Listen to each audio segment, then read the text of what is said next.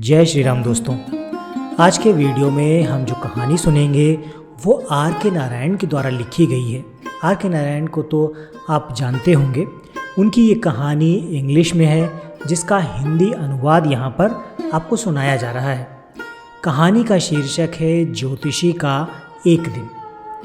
ठीक दोपहर के समय वो अपना थैला खोलता और ज्योतिष की दुकान लगाता। दर्जन भर कौड़ियाँ, कपड़े का चौकोर टुकड़ा जिस पर कई रहस्यमय रेखाएं खिंची थीं, एक नोटबुक, ताड़पत्रों की एक किताब। उसके माथे पर बहुत सी भभूत और थोड़ा सा सिंदूर लगा होता और आंखों में एक तिरछी चमक ये देखने के लिए निकलने लगती कि ग्राहक उसकी तरफ आ रहे हैं या नहीं।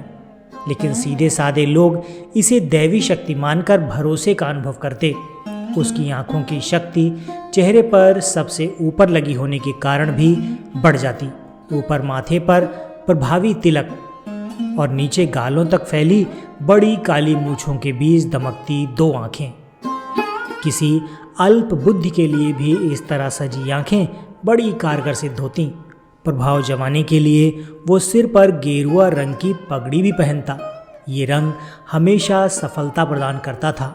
लोग उसकी तरफ इस तरह आकृष्ट होते जैसे फूलों पर मक्खियां गिरती।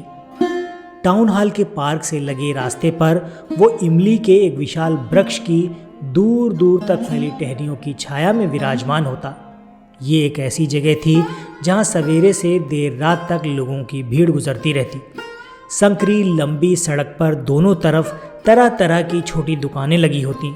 घरेलू दवाएं बेचने वाले, चुराए हुए लकड़ी लोहे के सामान की दुकानें, जादू करके सस्ते कपड़े की एक दुकान जिसके लोग ज़ोर ज़ोर से चिल्लाकर हर वक्त लोगों को बुलाते रहते। इसी के बगल में इसी की तरह शोर करने वाली एक मूंगफली विक्रेता जो हर दिन अपनी चीज़ को एक नया नाम देता। किसी दिन बम्बई की आइसक्रीम, किसी दिन दिल्ली के बादाम, किसी राजा की सौगात, और लोग हर वक्त उसे खरीदने के लिए खड़े रहते। भीड़ के बहुत सारे लोग ज्योतिषी को भी घेरे रहते। वो बगल में लगी मूंगफलियों के बड़े से ढेर के ऊपर धुआं देती जलने वाली आग से निकलती हल्की रोशनी से ही अपना काम चलाता। यहाँ म्यूनसिपैलिटी ने कोई रोशनी नहीं मुहैया कराई थी। दुकानों पर लगी छोटी छोटी रोशनियों में से ही सबको काम चलाना पड़ता। एक दो के पास गैस के हंडे भी थे जिनमें से हर वक्त सूं की आवाज़ निकलती रहती। कुछ दुकानों पर खंभों से रोशनी की नंगी लपट निकलती। कुछ साइकिलों के छोटे छोटे लैंपों से काम चलाते और ज्योतिषी की तरह कुछ अपनी रोशनी के बिना ही दूसरों के भरोसे गुजारा कर लेते।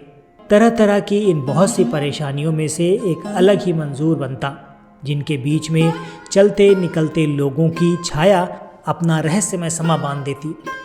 ज्योतिषी को ये माहौल इसलिए बहुत सही लगता क्योंकि जब उसने ज़िंदगी शुरू की थी तब ज्योतिषी तो बनना ही नहीं चाहता था। दूसरों की ज़िंदगी में क्या होने वाला है ये जानना तो दूर, वो ये भी नहीं जानना चाहता था कि उसकी अपनी ज़िंदगी में अगले मिनट क्या होने वाला है। तब उसे ना तो सितारों की कोई जानकारी थी, ना उन बेचारे लोगों की जो उसके ग्राहक बनते। बातें करने में जो कुशल था, जो लोगों को खूब पसंद आती। इसी अनुमान और अभ्यास के इस काम में उसने अच्छी महारत हासिल कर ली। ये नहीं, दूसरे सभी धंधों की तरह ये धंधा भी उतना ही ईमान का धंधा था और दिन भर की मेहनत के बाद वो जो भी कमाई शाम को घर ले जाता वो ईमान की ही कमाई थी। उसने जब गांव छोड़ा तब ये नहीं सोचा था कि वो क्या करेगा। गांव में ही रहता तो वही सब काम करता जो पुरखे करते आए थे, यानी खेती का काम, शादी और बच्चे, और अपने पुराने घर में हमेशा की तरह गुजर बसर। लेकिन ये नहीं होना था। उसे बिना किसी को बताए घर छोड़ना पड़ा था और आसपास नहीं, करीब 200 मील ज़्यादा दूरी थी दोनों स्थलों के बीच एक समुद्र की तरह। वो कोई व्यावसायिक ज्योतिषी नहीं था। उसने अपना गांव किसी चिंता या भय के कारण गुप्त रूप से छोड़ा था। उसे ये पेशा मजबूरी में अपनाना पड़ा था। उसके जीवन के कटु अनुभवों ने उसे बहुत कुछ सिखाया था। वो मानवीय जीवन की कठिनाइयों को समझ चुका था। वो लोगों के मन की बातों को पढ़ना सीख चुका था। समय के लंबे अंतराल में वो अभ्यास एवं अनुभव के सहारे अपने स्वयं में लोगों की समस्याओं के हल निकालने की उत्तम कला को विकसित किया करता था। वो अपनी चतुराई का प्रयोग करके थोड़ी बहुत भविष्यवाणी करता था। इस प्रकार वो लोगों को आकर्षित करता था। एक दिन जब वो ज्योतिषी अपना कार्य समाप्त कर रहा था, तब उसने देखा कि एक अजनबी उसके सामने खड़ा था। उस व्यक्ति को ज्योतिषी ने अपना भावी ग्राहक समझा और इसलिए उसे निमंत्रित किया। ज्योतिषी ने उस व्यक्ति से कहा कि वो इसकी चिंता दूर कर सकता है। ज्योतिषी के ये कहने पर अजनबी ने उसकी प्रतिभा को चुनौती दी और कहा कि यदि उसने उसे ठगने की कोशिश की तो वो उससे अपने दिए गए पैसे सूद सहित वापस लेगा। कुछ देर तक सौदेबाजी करने के बाद अंत में वो दोनों एक सौदे पर पहुंचे।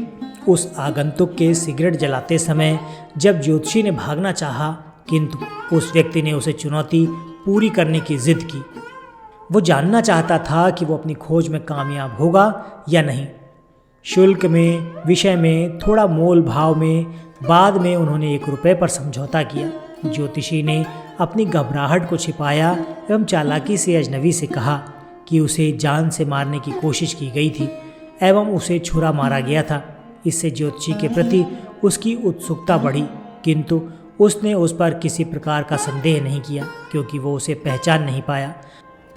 उसने ज्योतिषी से और भी प्रश्न किए और उसके प्रश्न के उत्तर में ज्योतिषी ने कहा कि उसे कुएं में डाल दिया गया था। ज्योतिषी ने उसको ये भी बताया कि उसे उसका शत्रु अब तक नहीं मिला है क्योंकि वो एक ट्रक द्वारा कुचला जा चुका है और उसकी मृत्यु हो गई है। जब ज्योतिषी ने उस व्यक्ति को उसके नाम से पुकारा तो वह आश्चर्यचकित हो गया। ज्योतिषी ने उससे कहा कि ये सब दैवीय अंतर्दृष्टि का फल है। इस तरह ज्योतिषी ने संतुष्टिजनक उत्तर दिए और अच्छा पैसा कमाया। वो चालाकी द्वारा अपने किए गए अपराध के पाप के प्रायश्चित से बच गया। ये ज्योतिषी वही व्यक्ति था जिसने अभी उस व्यक्ति के शत्रु के बारे में बताया और उसने बताया कि उसके शत्रु ने उसे कुएं में डाल दिया था। ज्योतिषी ये सारी बातें जानता था और इसी कारण से वो अपना गांव छोड़कर दूसरे देश आया था। तो दोस्तों, यही थी आज की कहानी, आर.के. नारायण की कहानी। कहानी आपको कैसी लगी कमेंट करके ज़रूर बताइएगा। वीडियो पसंद आया है तो इसे लाइक करके चैनल को सब्सक्राइब कर दीजिएगा। हम मिलते हैं आपसे अपने अगले वीडियो में ऐसी ही किसी रोचक कहानी या फिर लोक कथा के साथ। वीडियो देखने के लिए आपका बहुत बहुत धन्यवाद।